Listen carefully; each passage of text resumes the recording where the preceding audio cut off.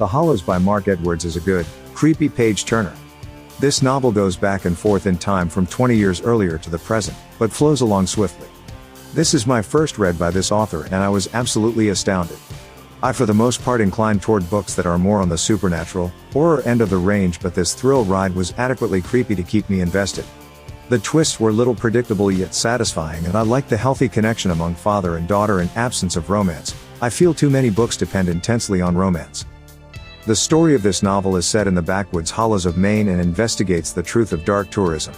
Tom Anderson, who is a journalist, has brought his teenage daughter, Frankie, to the hollows for a vacation.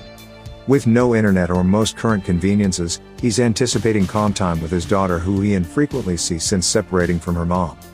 However, what Tom doesn't understand is that inside these backwoods hollows lies a decades-old mystery, that of a double murder where the supposed killer actually stays on the loose. A long time back, two secondary teachers engaged in an adulterous sexual affair were ruthlessly killed in the forest. The supposed killer, Everett Miller, a young fellow with a dark character, gotten away and since then rumored to be living deep in the woods. Since that time, many dark tourists have gone to the hollows to look at the famous scene and submerge themselves in its mysterious nostalgia. Two such individuals are David and Connie, the couple renting the lodge nearby. Connie is a famous podcaster. She hosts a talk show about mysteries which are unsolved and bizarre events. The story of the hollows even motivates Tom to publish an article about the subject. However, little does he know that Frankie is the middle of the risk. She has become friends with Connie and David's child, Ryan, and in the wake of finding a way onto the web, Ryan posts trashing comments about the scary neighboring town.